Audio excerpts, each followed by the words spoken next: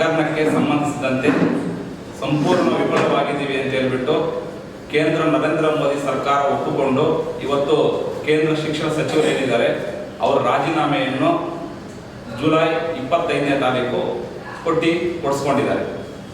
ಆ ವಿಚಾರವಾಗಿ ಡಿವೈಎಫ್ಐ ಸಂಘಟನೆ ಅದನ್ನು ಸ್ವಾಗತ ಮಾಡುತ್ತಾ ಏನು ನಿರಂತರವಾಗಿ ಇದು ಯುವಜನ ವಿದ್ಯಾರ್ಥಿಗಳ ಹೋರಾಟಕ್ಕೆ ಸಿಕ್ಕಂತ ಒಂದು ಐತಿಹಾಸಿಕ ಗೆಲುವು ಅಂತಾನೆ ಬಿಂಬಿಸಬಹುದು.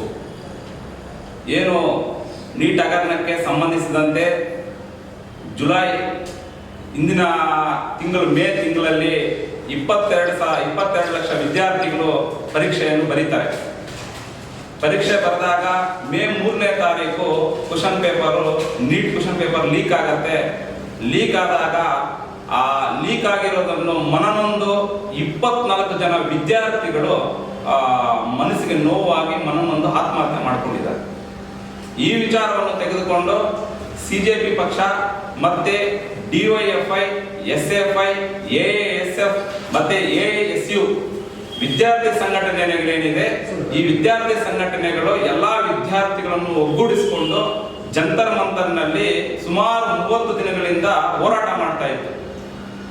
ಈ ಹೋರಾಟ ಮಾಡಿದ ಪರಿಣಾಮ ಏನು ಇದರ ಹೋರಾಟಕ್ಕೆ ಶಿಕ್ಷಕ ತಜ್ಞರು ಮತ್ತೆ ಪರಿಸರವಾದಿಗಳಾಗಿರುವಂತ ಸೋನಂ ವಾಂಗ್ಚುಕ್ ಅವರು ಕೂಡ ಈ ಹೋರಾಟದಲ್ಲಿ ಭಾಗವಹಿಸಿ ಅವರು ಕೂಡ ಸುಮಾರು 22 ದಿನಗಳ ಕಾಲ ಉಪವಾಸ ಸತ್ಯಾಗ್ರಹವನ್ನು ಮಾಡಿದರು.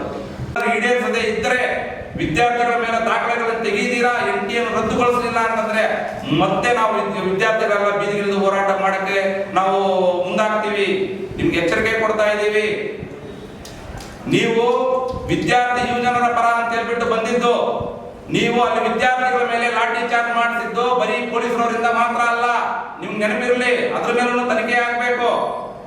ಲಾಠಿಗಳಿಗೆ ಮುಳ್ಳುಗಳನ್ನು ಚುಚ್ಚಿಕೊಂಡು ಸಂಘ ಪರಿವಾರದ ಕಡೆಯಿಂದ ನೀವು ಲಾಠಿ ಚಾರ್ಜ್ ಮಾಡಿಸಿದ್ದು, ಬಂದವರಿಗೆ ಯೂನಿಫಾರ್ಮ್ ಇಲ್ಲ, ನೇಮ್ ಬೋರ್ಡ್ ಇಲ್ಲ, ಅವ್ರು ಯಾರು ಪೊಲೀಸ್ ಅವರ CRPF ಅವರ ಯಾರು ಅನ್ನೋದು ಕೂಡ ಇದುವರೆಗೂ ತನಿಖೆ ಆಗಲಿಲ್ಲ.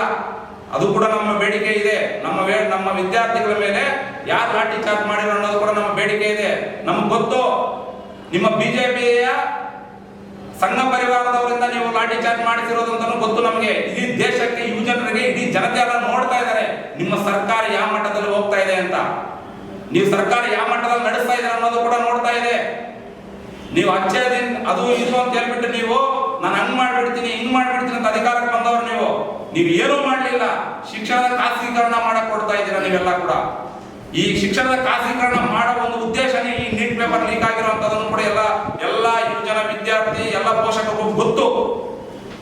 ನೀವು ಈ ಪೇಪರ್ ಲೀಕ್ ಮಾಡ್ಕೊಂಡು ಮಾರ್ಕೊಂಡಿರೋದ್ರಿಂದ ಅನ್ನೋದು ಕೂಡ ಎಲ್ಲ ವಿಚಾರಗಳು ಕೂಡ ಎಲ್ಲ ಪೋಷಕರಿಗೂ ಎಲ್ಲ ತಳಮಟ್ಟದ ಇವತ್ತು 1ನೇ ಕ್ಲಾಸ್ ಮಗು ಕೂಡ ಹೇಳ್ತಾ ಇದೆ.